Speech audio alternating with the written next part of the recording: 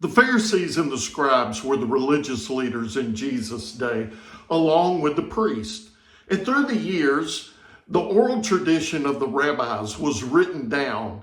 And this teaching and this instruction is known as the Mishnah. Again, these are the laws and the traditions of these rabbis that have been written down for all these years. And so for the Pharisees, these traditions that were written down and these interpretations, they were held on the same level as Scripture. And so the Pharisees, they confront Jesus many times, not about breaking Scripture, but about breaking these traditions of men that's been written down. And so let me read to you Mark chapter 7, verse 1 through 8.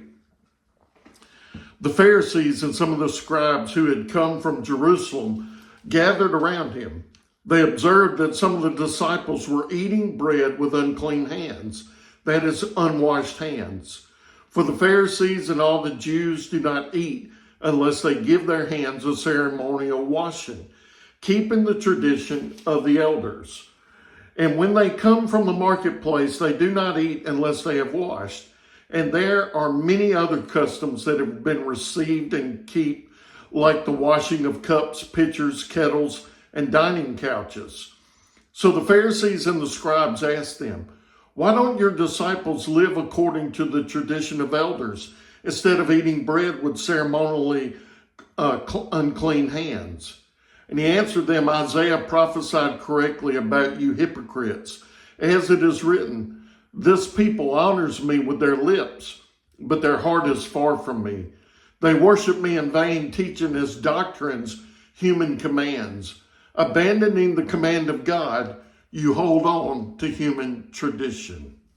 And so he chastised them from keeping tradition over the Scripture. The tradition here was the cleaning and the righteousness of the cleaning of hands, is what I'm saying.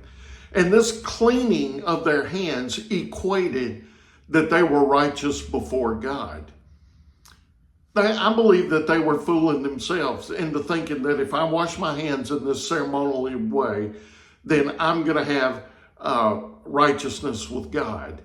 They were fooling themselves because in their hearts, they were breaking their word. They were living against the word, not because they were washing hands, but because of what Jesus later on says.